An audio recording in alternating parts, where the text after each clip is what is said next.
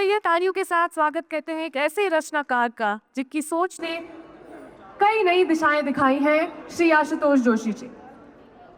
जोरदार गुंजायमान करतल ध्वनि के साथ स्वागत कीजिए दुर्गा पाल जी का।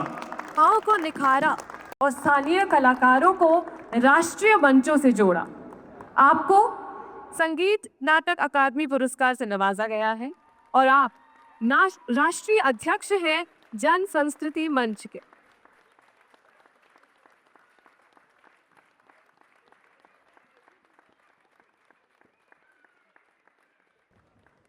अब मैं आवाज देने जा रहा हूं हेमंत बिष्ट जी के लिए। खुरपाताल घाटी नैनीताल के हेमंत बिष्ट शिक्षक, लेखक और गीतकार तीनों रूपों में समर्पण की मिसाल हैं। रचनात्मकता की राह पर चलते हुए उन्होंने आयुष्मान गीत, चुनाव जागरूकता और नशा मुक्ति जैसे कई प्रभावशाली गीत लिखे। आप उत्तराखंड राज्य गीत के रचयिता हैं। 2002 में उन्हें देश के सर्वोच्च राष्ट्रीय शिक्षक पुरस्कार से नवाजा गया। वसंतोत्सव, ओली शीतकालीन खेल महाकुंभ और राष्ट्रपति व प्रधानमंत्री की उपस्थिति वाले कार्यक्रमों में आप मंच संचालन कर चुके हैं। स्वागत कीजिए हेमंत बिष्ट जी का।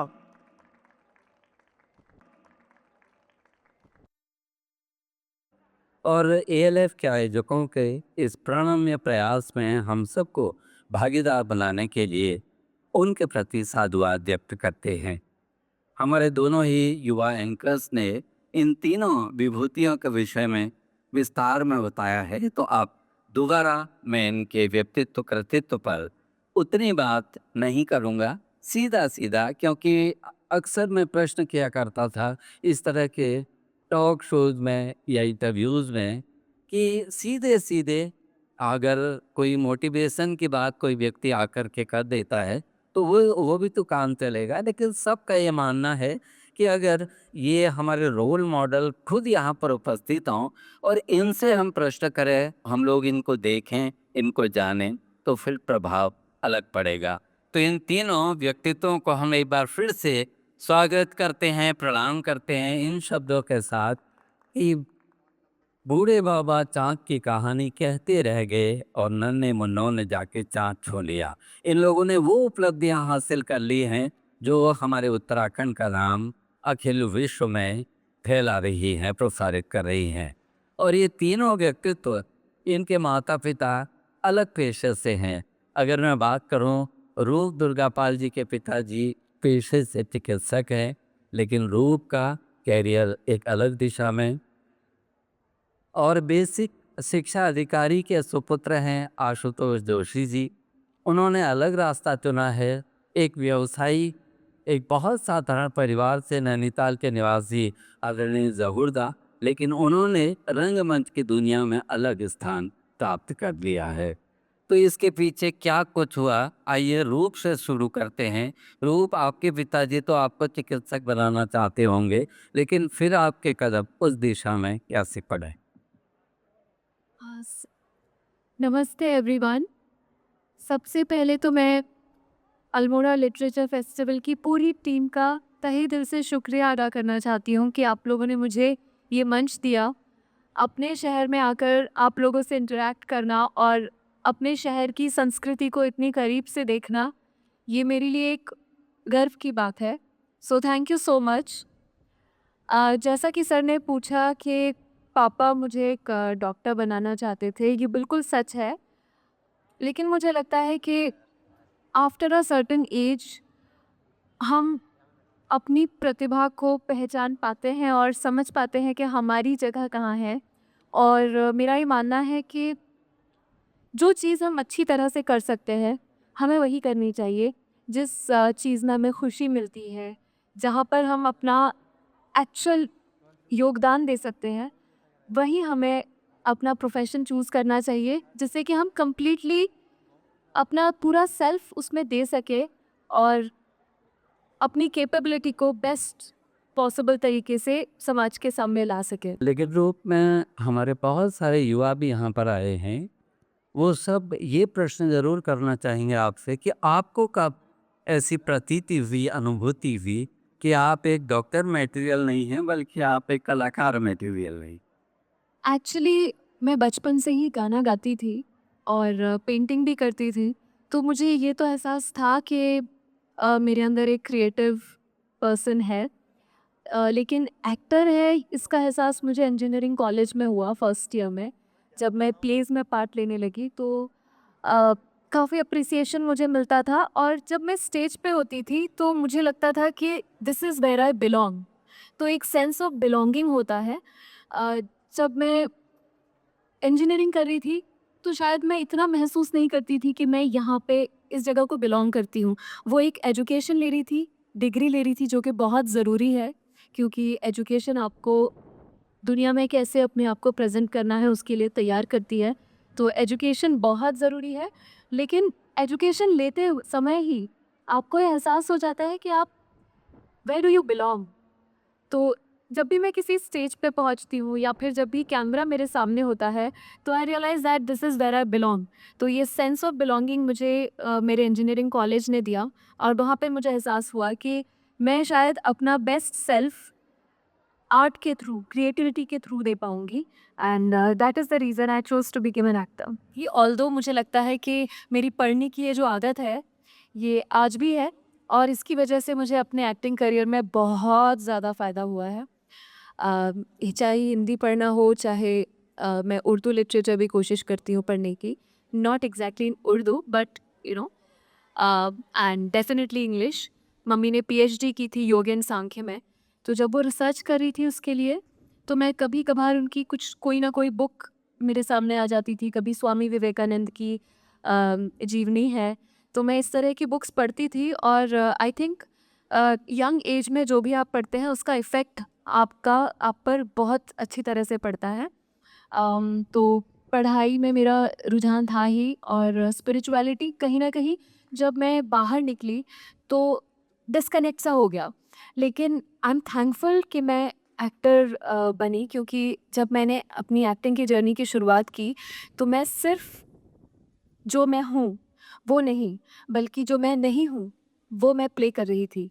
तो ऐसे में सिर्फ़ अपने आप को ही नहीं, मुझे हर उस किरदार को समझना था जो मैं नहीं हूँ, जिनके कैरेक्टर्स, जिनके ट्रेट्स मुझसे बिल्कुल भी मेल नहीं खाते। तो ऐसे में जो स्पिरिचुअलिटी है वो आपको एक तो ग्राउंडेड करती है। आप शांत हो जाते हैं, और जब तक वो अंदर से आप शांत नहीं हैं, वो बाकी जो आस-पास का नॉइज़ है, वो आपको बहुत डिस्टर्ब करता है। और जो हमारा शूटिंग का माहौल होता है, वहाँ पर भी एक्चुअली इस अध्यात्म से अगर आप जुड़े हुए हैं, तो आपको कोई फ़र्क नहीं पड़ता कि आस-पास कितना शोर हो रहा है। और आप अपने किरदार को निभाने के लिए जो भी चीज़ों की ज़रूरत होती है, जो रिसर्च होती है, वो वो ऑब्ज़र्वेशन, वो डिटेलिंग, उस सब को करने के लिए आपको अंदर से एक जो शांति की ज़रूरत होती है, उसमें अध्यात्म हेल्प करता है। And I think as human beings हम सब में वो स्पिरिचुअलिटी है, लेकिन हम उसको एक्सप्लोर नहीं करते हैं। हम बाहर की दुनिया में इतना खो जाते हैं कि हम जो अपने आप को समझना जो है, सेल्फ अवेयरनेस जिसे कहते हैं, वो कहीं न कहीं वो छूट जाता है। लेकिन इस पढ़ाई की आदत से, और चाहे मेरा सिंगिंग की तरफ जो रुझान था, इन सब का एडवांटेज मुझे अपने एक्टिंग करियर में मिला है, क्योंकि हमारी स्क्रिप्ट्स होती हैं और उनको फटाफट याद कर लेना। तो मैं भी ये कहूँगी कि सांस्कृतिक नगरी में मैं पैदा हुई हूँ, तो उसका डेफ़िनेटली मुझे बहुत एडवांटेज मिला है, क्योंकि बुकवर्म होने के साथ-साथ जब टीचर्स का मुझे सपोर्ट मिला था, तो मैं बाकी कॉम्पिटिशन्स में भी पार्ट लेने लगी थी, चाहे पेंटिंग हो, सिंगिंग हो। और इसका मैं आपको आंसर एक पहाड़ी गाना गा के अगर दे दूँ तो एग्ज़ैक्टली मैं वही चाहता था। जबकि मैंने कभी पहाड़ी में नहीं गाया था, लेकिन अब मैं गा सकती हूँ। कोविड ने बहुत कुछ सिखाया हम सभी को, तो उस वक़्त मैंने काफ़ी लाइव शोज़ भी किए थे, और मैंने पहाड़ी में गाया था, तो कुछ 2-3 लाइन्स मैं आप सभी को सुनाती हूँ। हाय तेरी रुमाला, हाय तेरी रुमाला, गुलाबी मुखड़ी,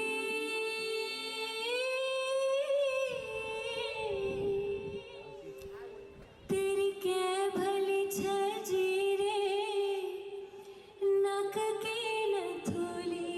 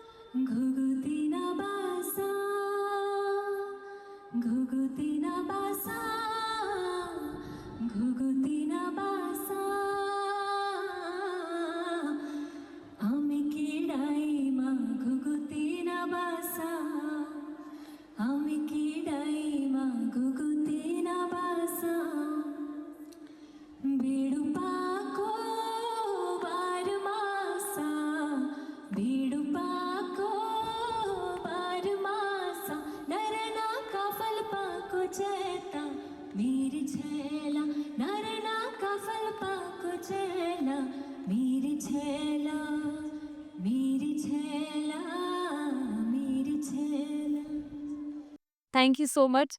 इस पे कहीं पर कोई मिस्टेक्स वगैरह हुई हो तो माफ़ कर दीजिएगा। तो हम लोगों में अक्सर ये होता है कि हम बच्चों को इंजीनियर बनाना चाहते हैं, डॉक्टर बनाना चाहते हैं।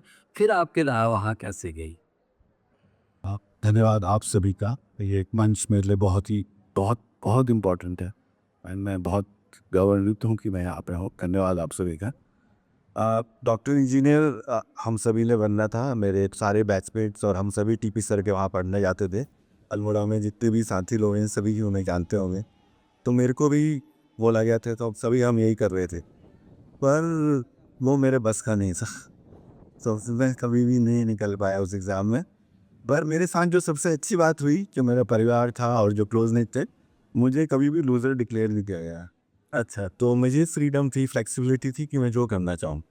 फिर मैंने यही कैंपस से बीएससी करी। वो भी काफ़ी मुश्किल रही मेरे लिए, क्योंकि मुझे वो साइंस पढ़ने में काफ़ी दिक्कत रही।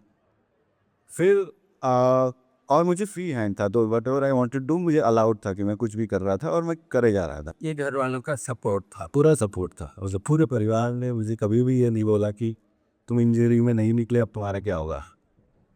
तो बीएससी हुई, उसके बाद I started doing some odd jobs in Delhi. कुछ छोटे छोटे काम करने शुरू किए और मुझे लगा कि मेहनत करके ही शायद कुछ करियर बनेगा। तो मैं डेटा एंट्री ऑपरेटर बन गया, कभी डोर टू डोर सेल्समैन बन गया बुआ के साथ रहते। तो वो कुछ हो नहीं रहा था। तो फिर मेरे चाचा ने मेरे कान पकड़े दिल्ली में आके कि ऐसे कुछ होने वाला नहीं है, तुम अपना जीवन बर्बाद कर रहे हो। वो मुझे लेके आए नैनीताल में और घर में बंद कर दिया कि अब पहले पढ़ाई करो। Like Rupa said, education is extremely important and there is the same thing told me कि प्रोफेशनल डिग्री अगर तुम्हारे पास नहीं होगी तो कुछ होगा नहीं। तो उन्होंने बंद किया मुझे घर में। सिर्फ लाइब्रेरी जाना अलाउड था और कुछ भी अलाउड नहीं था। वहाँ बैठ के मैंने तैयारी की अपनी। थैंकफुली पहला एग्ज़ाम मैंने लखनऊ यूनिवर्सिटी का दिया और उस एमबीए में मैं पास हो गया। फिर जब लखनऊ यूनिवर्सिटी में पहली बार मुझे पढ़ाई करने में इंटरेस्ट आया, क्योंकि वहाँ एडवर्टाइजिंग मार्केटिंग के सब्जेक्ट जो थे वो मुझे सबसे ज़्यादा अपनी तरफ ड्रॉ करते थे। और उसमें मैंने सारे कॉन्टेस्ट जो एमबीए के सारे क्विज शोज़ होते हैं, कॉम्पिटिशन होते हैं, फेस्टिवल्स होते हैं, वहाँ मुझे लगा कि ये फील्ड मुझे काफ़ी इंटरेस्ट करता है। तो उसके बाद एमबीए के बाद फिर मैंने एडवर्टाइजिंग एजेंसीज में नौकरी ढूंढनी शुरू करी। मस्तिष्क कहता है कि लोगों को अट्रैक्ट करने के लिए आपने क्या प्रयास करने होंगे अपने विज्ञापन को तैयार करने के लिए? एडवर्टाइजिंग एक साइंस भी है और एडवर्टाइजिंग एक आर्ट भी है। तो उन दोनों को जैसे फिल्म मेकिंग और ये एक आर्ट की तरफ ज़्यादा एक्सप्लोर करती हैं, क्योंकि वो एक क्रिएटिव एक्सप्रेशन ज़्यादा स्ट्रॉन्गर है। एडवर्टाइजिंग के अंदर साइंस इन्वॉल्व है, क्योंकि आपको किसी ने वो काम करने के लिए कमीशन किया है, आपको वो काम करने के लिए पे किया जा रहा है, उसको एक ऑब्जेक्टिव अचीव करना है। अगर हम आर्ट करें, एंटरटेनमेंट या आर्ट का एक्सप्रेशन वहाँ जरूरी है, पर एडवर्टाइजिंग के अंदर it has to achieve an objective. तो वो एक स्ट्रॉन्ग सेंस ऑफ कि इस काम के थ्रू हम क्या अचीव करना चाहते हैं, वो रहना बहुत ज़रूरी है। तो वहाँ पे आपकी स्ट्रैटेजी बहुत इंपॉर्टेंट रोल करती है कि आपकी मार्केटिंग कम्युनिकेशन स्ट्रैटेजी क्या है, प्रोडक्ट का क्या रोल है, लोगों की लाइफ में वो क्या प्रॉब्लम सॉल्व करने वाला है। उसके बेसिस से फिर आप क्रिएटिव ब्रीफ बनाते हैं and then you get into writing the scripts और द एडवर्टाइजिंग। अब एक्ट के साथ जो सबसे शानदार बात है, जो मुझे सबसे बेहतरीन लगती है, आपको 30 सेकंड के अंदर पूरी कहानी कहनी आती है। वो सबसे मज़ेदार एडवर्टाइजिंग के अंदर जो हम सबको सबसे ज़्यादा खुशी देता है जब वो हो जाता है, क्योंकि वो स्क्रिप्ट लिखना अपने में काफ़ी स्ट्रॉन्गर और वो है जो स्किल सेट आपको औरों से अलग करता है। तो वो जिस दिन आप स्ट्रेटजी, कम्युनिकेशन ऑब्जेक्टिव और आउटकम और प्रोडक्ट को मिला के आप एक कहानी लिख लेते हैं, आपका एड सक्सेसफुल है। हम लोगों ने काफ़ी सारे ब्रांड्स के लिए काम किया है और मेरा काफ़ी लंबा कैरियर रहा। तो एयरटेल, मतलब आप एप्पल को लीजिए और एक छोटे से छोटा ब्रांड प्लम्बर को लिए, मैंने सारे ब्रांड्स के साथ आज तक काम किया है। उससे मेरा कैरियर भी अच्छा रहा, मेरा खर्चा भी चला और काफ़ी ठीक रहा। पर जो जिस काम से मुझे सबसे ज़्यादा खुशी मिली है वो है अल्मोड़ा लेट फेस्ट। ये में होने चाहिए जी। ये प्रोजेक्ट हमारे दिल के और हमारी टीम के बहुत करीब रहा है, क्योंकि हम इसमें डे ज़ीरो से हमें पूरी फ्लेक्सिबिलिटी मिली थी टीम से, इसका लुक, फील और इसकी ब्रांड इमेज को डेवलप करने के लिए। तो हमें पूरा इतना इंडिपेंडेंट कैनवस और इतनी बड़ी रिस्पॉन्सिबिलिटी मिली थी।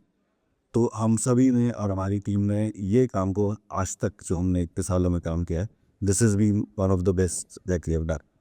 And I am very happy कि मैं इस स्टेज पे आके मुझे आपने सवाल पूछ दिया और मुझे कहने का मौका मिला। I am very thankful to team ALF that they trusted us with this and gave us a free hand, a complete free hand. कोई क्लाइंट या कोई टीम या कोई भी हमको इतना फ्लेक्सिबिलिटी नहीं देता जितनी हमें ALF से मिले। तो again thank you, thank you, thank you very much. व्यवसायी थे नैनीताल में, वो कौन सी घड़ी थी या वो कौन सी घटना थी कि ज़हूरदा नाटकों की ओर बढ़ते चले गए? असल में मेरे साथ मेरा परिवार जो रहा है वो बिजनेसमैन रहा है और बहुत ही मुस्लिम ऑर्थोडॉक्स किस्म के लोग। लेकिन असल में मुझे जो कीड़ा लगा ये नाटक का और एक्टिंग का, ये बहुत बचपन से लगा। इत्तेफाक से हुआ ये कि हम लोग बाजार मल्लीदाल में रहने वाले हुए, बजरिए हुए हम लोग। तो वहीं पर हम लोगों का स्कूल था, प्राइमरी स्कूल, और उसके बगल में गौशाला थी। उसे गौशाला स्कूल ही कहा जाता है, बीवी। तो वहाँ हम लोग खेलने जाते थे शाम को, बहुत छोटे थे जब। तो एक दिन मैंने देखा कि वहाँ पर कुछ हो रहा, कुछ गाने बजाने की आवाज़ें आ रही। तो खेलना मैं छोड़ करके मैं वहाँ जब गया तो देखा कि रामलीला जैसा कुछ हो रहा है और एक लंबे बाल वाले व्यक्ति जो है वो निर्देशित कर रहा या बता रहे हैं कुछ। अच्छा, मैं वहाँ जाने लगा। अच्छा, मैं छोटे कद का पहले से ही था, तो वो खिड़की से मैं देखता था और उसमें भी पहुँचता नहीं था। तो एक वो जो पुराने मकान बनते थे ब्लॉक सीमेंट और बजरी वाले, तो वो मैंने उठा करके रखा एक जैसे तैसे, और उससे मैं फिर वो खिड़की से देखने लगा। तो एक दिन मैं गिर गया वहाँ। तो वो जो थे सज्जन जो वहाँ बता रहे थे, निर्देशित कर रहे थे, उन्होंने मुझे देखा और वो आए दौड़ करके, फिर उन्होंने मुझे उठाया। कहने लगे, तुम यहाँ क्या कर रहे हो जी? मैं सक पका गया और डर गया बहुत ही ज़्यादा, रोने लगा। अच्छा, फिर उस दिन तो भाग गया मैं, लेकिन मुझे वो अच्छा लगने लगा और मैंने वो, फिर मैं आया अगले दिन वहाँ से, वो फिर आए वहाँ। कहने लगे, तुमको अच्छा लग रहा है जो हम लोग कर रहे हैं? मैंने कहा, मुझे बहुत अच्छा लग रहा है, तो अंदर आओ, करोगे नाटक करोगे हमारे साथ? तो मैंने कहा, नहीं नहीं, मैं बस देखना चाहता हूँ। तो उन्होंने मुझे बड़ी उस तरीके से बिठाया और मैं फिर रोज वहाँ देखने लगा, खेलना वेलना छोड़ दिया मैंने। बाद में मुझे मालूम लगा लगा कि वो जो सज्जन थे वो तारादत्त सती थे, जो कि यहाँ अल्मोड़ा से थे। और जो उदय शंकर के जो स्कूल था, वहाँ उन्होंने नृत्य वगैरह तमाम चीज़ों की वो ली थी प्रशिक्षण। और वो फिर सौम्य और निगत नैनीताल में एज ए प्रोड्यूसर अपॉइंट हुए। तो वहाँ से फिर मुझे रोज़ देखने लगा। फिर वो देखा मैंने वो रामलीला, वो लाइट एंड शेडो जो यहाँ उदय शंकर के टाइम पे शुरू हुआ था, वो नैनीताल में हुआ। वो हम बहुत छोटे थे, लेकिन वो जब मैंने देखा, और वो लार्जर देन लाइफ, एक पर्दा लगा के बड़ी बड़ी लाइट पीछे से आती थी, और आधा नाटक जो है वो मंच के बाहर होता था और आधा नाटक मंच के पीछे। तो मुझे लगा कि मुझे तो भी यही करना। उस दिन से वो बीच वहाँ पर मुझे पड़े, और उसके बाद मैं CRST इंटर कॉलेज में पढ़ा। वहाँ पर हाउस कंपटीशन होता था, थिएटर भी होता था, तो फिर मैं वहाँ भाग लेने लगा। फिर उसके बाद डिग्री कॉलेज गया, वहाँ तो हम लोगों ने बड़े पैमाने पर नाटक शुरू किए। 1975 में यहाँ पर एक बहुत बड़ा सम्मेलन हुआ। स्वाधीन प्रजा में जो उसका पूरा विवरण है वो कटिंग भी है मेरे पास, और उसमें मोहन उप्रेती जी, BM शाह, भजेंद्र लाल शाह जी और गिरदास शेखर पाठक और तमाम लोग, तमाम विद्वान जन यहाँ जुड़े। उसकी नींव भी नहीं यहाँ अल्मोड़ा में रखी गई। और लेकिन नैनीताल में ज़हूरदा के नाम से रखते हैं। बहुत अच्छी पहाड़ी भी बोल लेते हैं, कुमाऊनी भी बोल लेते हैं। और जो भी कार्यक्रम नैनीताल में किए जाते हैं, लोग कहते थे कि आपको NSC जाना चाहिए, आपको अन्य विश्वविद्यालयों में जाना चाहिए, लेकिन आप नैनीताल में रुके रहे, वहीं आपने तपस्या किस्म की नाट्य कर्म में। तो फिर आगे का सफ़र हमारे सुनने वालों को बताएं कि आपने जो होली महोत्सव किए या युवमंच की स्थापना के बाद क्या कुछ किया, संक्षेप में बताएंगे। नाटक तो शुरू हो गए थे नैनीताल में बहुत पहले से। उसके बाद हम लोगों ने उसको रिवाइव किया एक तरीके से, और युगमंच बना। और जैसा मैं कह रहा था कि उसकी नींव भी नहीं यहाँ अल्मोड़ा में रखी गई। 1975 में यहाँ पर एक बहुत बड़ा सम्मेलन हुआ। स्वाधीन प्रजा में जो उसका पूरा विवरण है वो कटिंग भी है मेरे पास। और उसमें मोहन उप्रेती जी, BM शाह, ब्रजेंद्र लाल शाह जी और गिरधार शेखर पाठक और तमाम लोग, तमाम विद्वानजन यहाँ जुड़े। और उसमें यह था कि एक मंच बनना चाहिए और जो हमारी लोक कलाएं हैं, जो हमारा नाटक है, जो हमारा तमाम साहित्य है, उसके लिए एक मंच बने। और वो उसमें क्योंकि यहाँ से मोहन उप्रेती तो चले गए थे, उनको दिल्ली से बुलाया गया।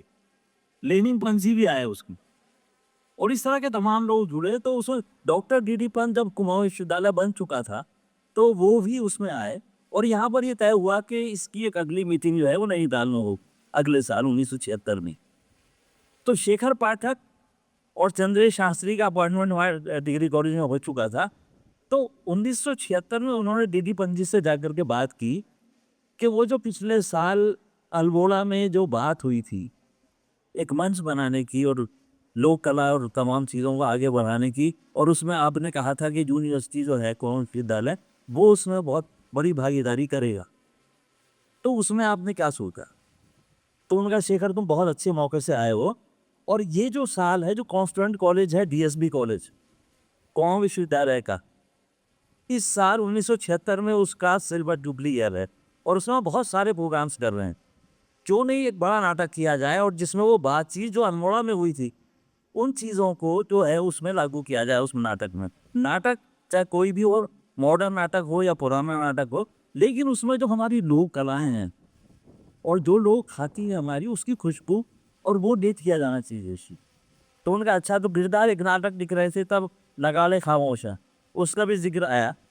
अच्छा, डॉक्टर D.D. पंत बहुत पढ़े लिखे आदमी थे, मतलब साइंटिस्ट तो थे वो, बहुत बड़े फिजिस्ट थे, लेकिन उसके साथ साथ वो जो कला और संगीत और साहित्य और नाटक बहुत ज़्यादा पढ़ते थे।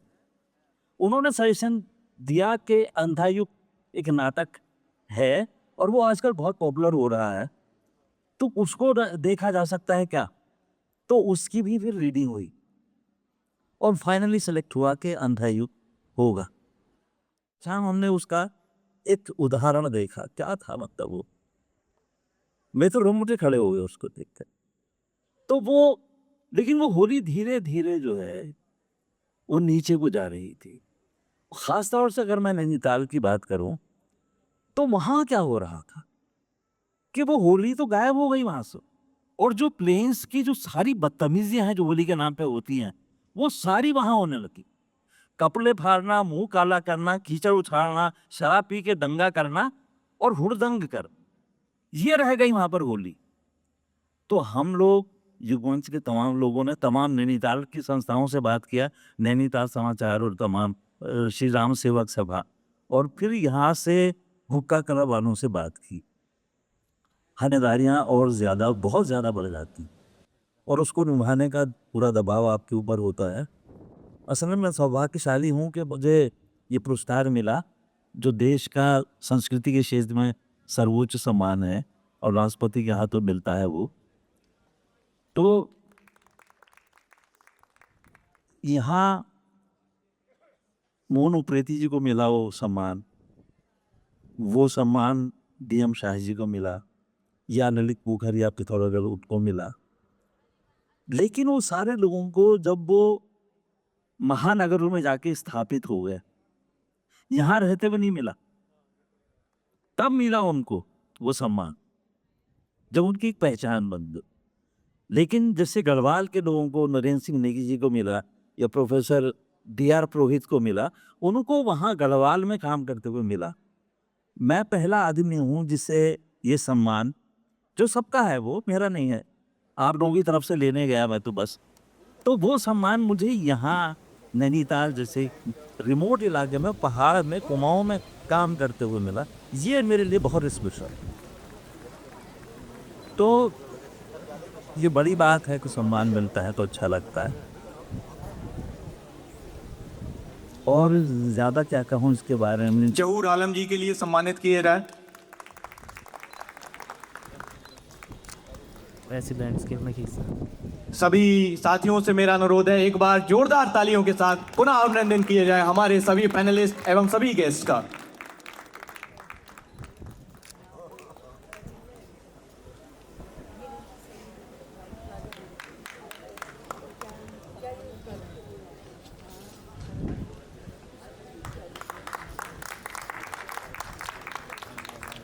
तो ये बहुत ही इन्फॉर्मेटिव और बहुत ही जानकारीप्रद ये सेशन रहा और हम सभी जानते हैं कि थिएटर और सिनेमा किस तरह साहित्य के साथ जुड़ा हुआ है, रचा बसा हुआ है। और हमारे इन तमाम अतिथियों का, स्पीकर्स का, इन हस्तियों का हम इस मंच से धन्यवाद देना चाहते हैं कि आपने हमारा आमंत्रण स्वीकार किया और हमें इतनी ढेर सारी जानकारियाँ दी।